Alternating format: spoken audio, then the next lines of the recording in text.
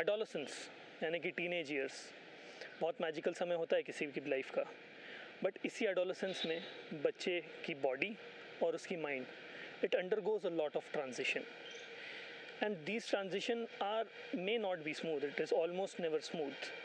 With this transition you can see a lot of changes in the child's behavior. एक example आपके साथ share करना चाहूँगा प्रतीक्षा का। प्रतीक्षा के फादर का ट्रांसफ़र हुआ था, शी केम टू इंदौर, यहाँ पे स्कूल में एडमिशन लिया। 3-4 महीने बाद घर वालों ने ऐसा नोटिस किया कि प्रतीक्षा 3-4 महीने से कुछ खुश सी नहीं है, बात कम करती है, खाना भी कम खाती है, उसकी हेल्थ भी गिरने लगी है। जब प्रतीक्षा से पूछा गया, बहुत पूछने पे उसने ये बताया कि उसका स्कूल में बुलिंग होता है। उसे डॉक्टर के पास ले जाया गया, साइकेट्रिस्ट के पास ले जाया गया, और उससे ये समझ में आया कि she was suffering from depression. Adolescent depression is on the rise. There are a lot of changes that you are seeing in a child's behaviour. बहुत लोगों को शायद ये ऑड लगेगा सुनने में कि क्या बच्चों को भी डिप्रेशन हो सकता है? बिल्कुल हो सकता है।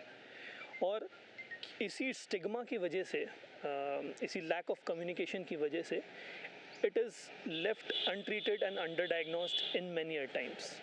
And what is the result? This can lead to suicide. It can lead to excessive involvement in alcohol, smoking, या फिर बाकी जितने नशे जो आप जानते हैं, and also many other complications.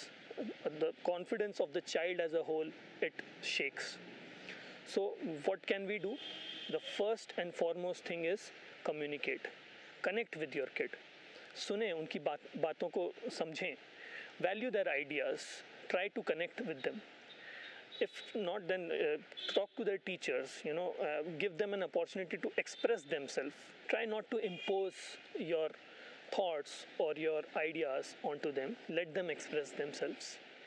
If not, if you find any signs of depression, जैसे कि कम बात करना, उदास रहना, या 1 महीने से 2 हफ्ते से ज़्यादा उदास रहना, तो एक मेंटल हेल्थ प्रोफेशनल से कंसल्ट कीजिए.